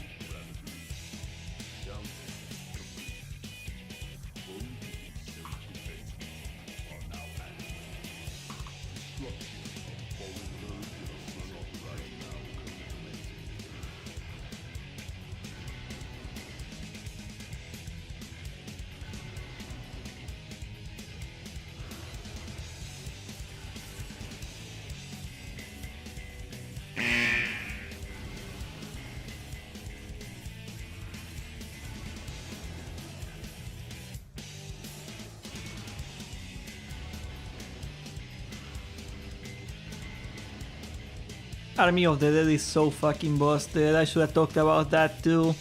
I mean, not really, because like they can use it, yeah. It's not that impactful on bosses, but it is really nice to have, you know, sometimes.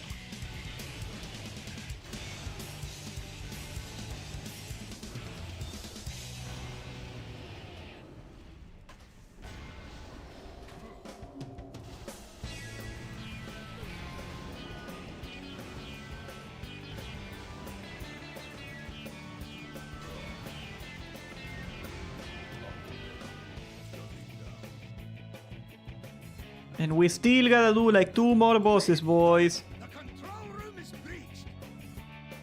Oh, I can talk to this thing, I think, and go back. Yeah.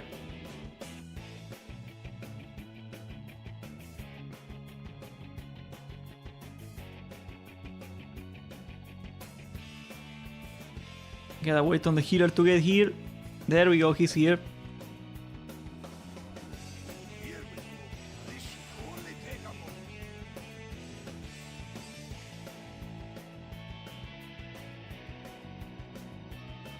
Alright, let's kick some ass here. Magic, no. Nature, no. Purple thing, no. Fire. That's the one we need. Okay, this guy needs E set. Which one is E set? I'm gonna have to do it for this guy. Screw it. I need to shit talk shamans more often. Just gotta solve for archaeology ring.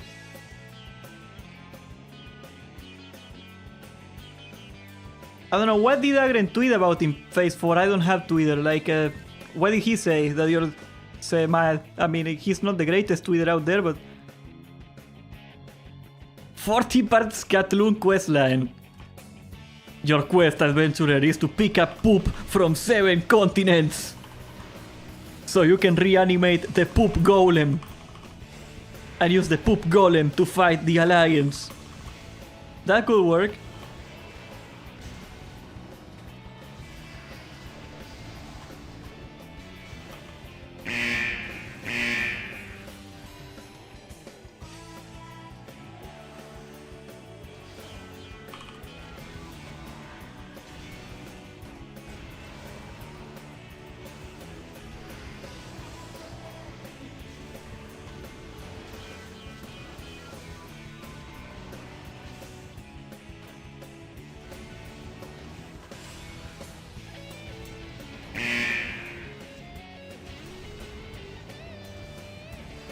Okay, looks like we got it.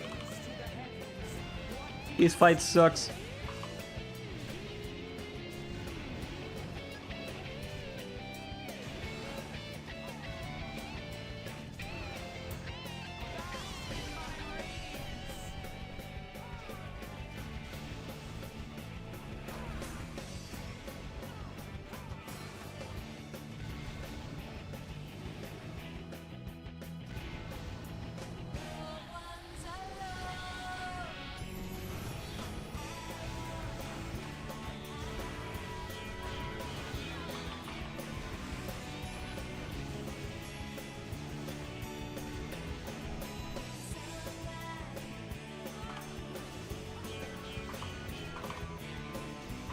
Oh my god, my shit never lands.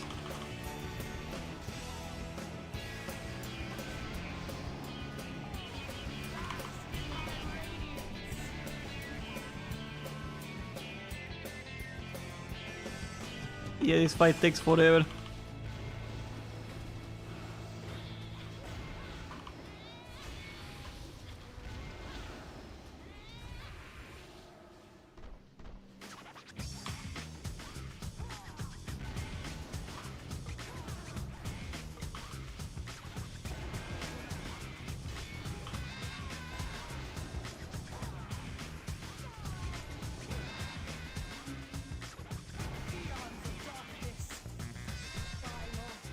Oh, he needed that ring. Look at that. That guy, he got it.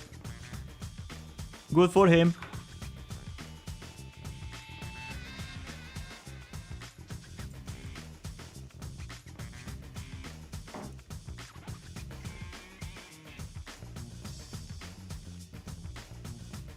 The poop golem is a metaphor for the tension between the Alliance and the Horde. Yeah, the poop golem will rise again.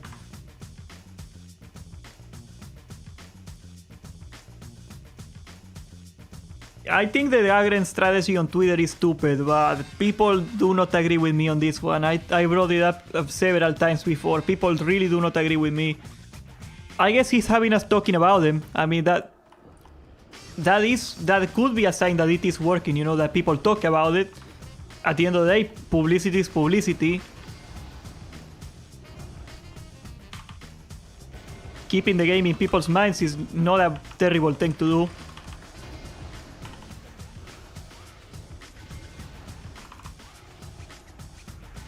Oh god, they're gonna disperse. No, not disperse. With their long words, they think they are smart. Well, you're not. Oh my god, they keep doing it. This sucks. Just die already, god. Oh, look at that. That's cool.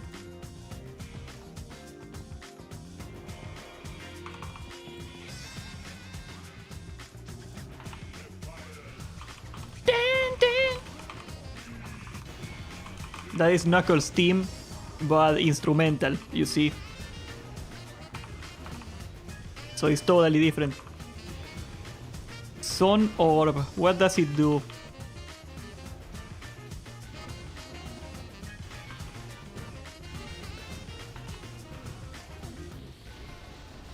I don't think it does anything.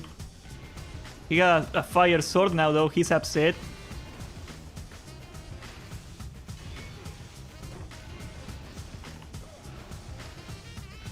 He looks upset, look at him. Don't get upset. We love you.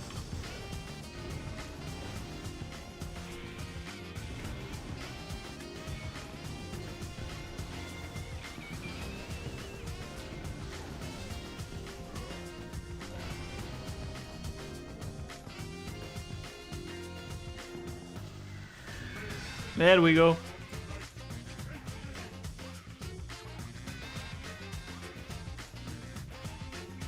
That takes care of that. Oh, let's loot my satchel. Unboxing, guys. Welcome to the unboxing of my satchel. Let's take a look here. The satchel of exotic mysteries. Inferno Ruby. Is that expensive? Let's go find out.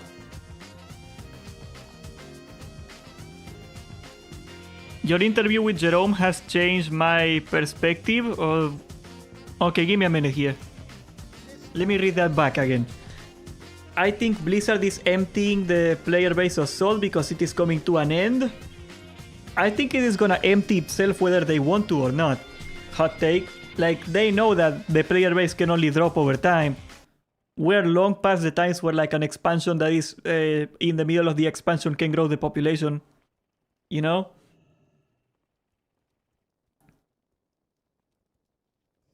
I mean, yeah, I think that's what they do. Like, they want to push people from one version of the game to the other because that is the most optimal way to hold subscriptions.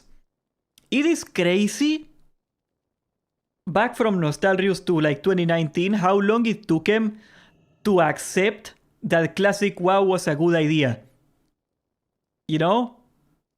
Like, just look at how much profit they got, how many subscribers they increased from Classic. It took them like 2 years to realize that they were throwing money away. That's why I say, like, sometimes some people think that Blizzard is playing 4D chess. They really are not. They really are not very competent at what they do. They are evil, they are greedy, whatever you want to say, sure, but they are not that smart. People give them way too much credit. Way too much. Oh yeah, here, sell this thing. Let's see. How much money did we make? 37 gold. Hell yeah. Okay, let's see. How much can I get for this book? 44 gold. I am rich. I am a 3 billionaire. A quadrillionaire. Yes. Let's see, can I sell this crap? Yes, I can. Good. I am rich! How do I get that? There we go. A sub is only a sub. Yeah, like, I made a video on it the other day, but like, if you wanna be super cynical about it, why do they sell? What the fuck is that? Transmog? Oh, Josh, you're so jealous and envious. You're so, like, I'm gonna show you right now. Like, take a look at this. Sip on the haterade. Sip on the haterade, Josh. Take a look. I'm gonna get in the good lighting here. Look at my weapon. I got a plank with a nail on it. I got a shield. Do you wanna mess with this guy in a hallway? You find this guy on an alleyway at 2 a.m. Do you wanna mess with this guy? Yeah, sip on the haterade. Let the envy run through your veins.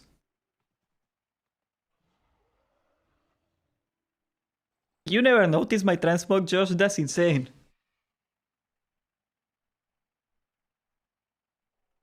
That's why the guy thought I needed gear, because he was like, do you need the bracers? And I'm like, no, I'm full epics. And he's like, he saw my transmog and he thought I was like... That feel when you run into a black bull on an alleyway? Oh yeah, I wouldn't want that happen. Actually, Josh, do we got the county fair in America? You know, like when like all the farmers do like a congregation, it's like a fair. They put like games and they put like expos and like farmer stuff. Well, on one county fair that I went with my family when I was a kid, it wasn't a rodeo. No, it was an auction. They were auctioning bulls. Okay. And one bull escaped and it was running all around the property. People were like running away. It was a panic. It was awful. I mean, the bull wasn't angry. It was just like running around, you know. It wasn't trying to kill anybody, but like you see when you see like a bull with like horns going around the place, and it took him like 20 minutes to catch him, you know. It was really funny.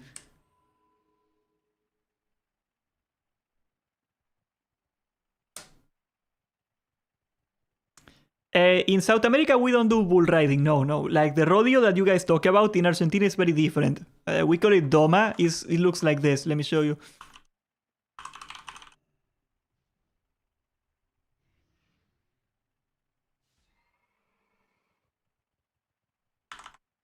So like we think that using bulls for rodeos like they do in America is cruel. So what we do is we purposely train a horse to try to kill you. So like the riding thing is on top of a horse that is trained from the time it is born to try to murder you. It is super deadly. Super deadly. People die on this thing all the time. It is one of our greatest sports. Yeah, he won. That's why. He won. This guy is the world champion. Well, it is a sport. It is like hobby. People love this thing, believe it or not. I mean, like, if you look at like the Spanish, what they do with the bulls, like that thing is way more cruel than this. And you can see right there, the horse is happy. The horse is playing around after the match, you know. It's just trained to do that. That's just what he likes to do, you know. They are just trained to try to kill you, but they don't really want to kill you. They just do it because it's their job, you know. We all got jobs we hate. Horses too. Yeah, that's our version of the rodeo. As far as I know, it has origins in Argentina itself. I think the Spanish were not doing that. I mean, like, the origins of the sport probably have something to do with actually taming horses. You know, if you're taming a horse, you're probably gonna go through like something like this eventually, just because the horse is not trained until you tame them to like be like a proper horse that you can use for work. They are probably gonna try to kill you a couple times until they get used to it. You know, it's just the way it goes. So I think that's where the sport comes from. But yeah, I think only in Argentina and Brazil, that's when it's like a federated proper sport. No, in Mexico, they do something even different too. In Mexico, they got like this sport where like the bull comes at you and you're supposed to jump over it. That's the sport. So like you gotta jump over the bull. It's really scary. Super scary. Wouldn't want to mess with that one. Hell no. How high can you jump? Well, yeah, you see, the bulls are leaning over like this, you see? So, like, they are tall, but when they are trying to kill you, they lean over. So, like, you can jump over the horns. And they touch the bull on the way out, of course. They just, like, hop on top of him and go. It's like a whole sport. They are acrobats. You see, look at the guy. Let's see here. Mexico, bull jumping.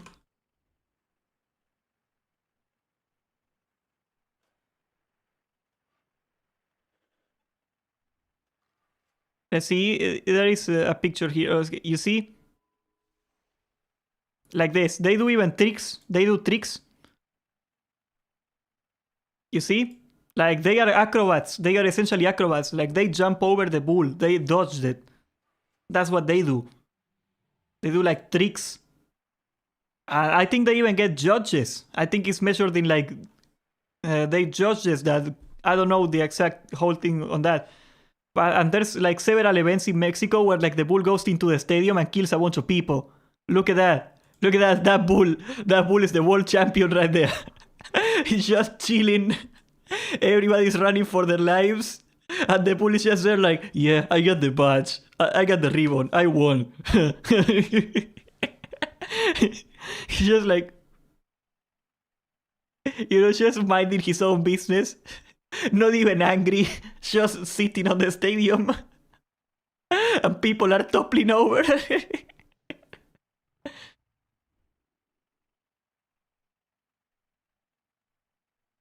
Oh, that's terrifying, Jack. No. For the Argentine version of the horse rodeo, there is a hard timer. There is a hard timer and there is judges.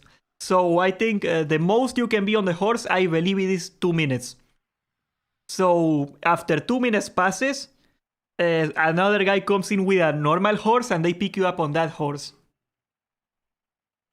There is plenty of injury, don't get me wrong, it's a very dangerous sport, but it is not, it's not designed to be like a timer thing, like the American thing where like whoever stands there the most.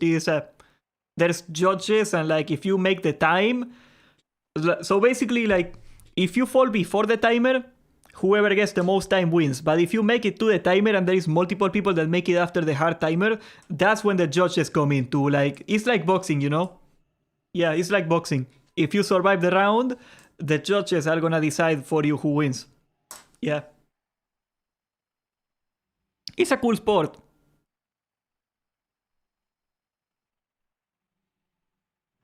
Alright, boys, I'm gonna go make dinner. It's been a great day. Let's kick some ass tomorrow, eh?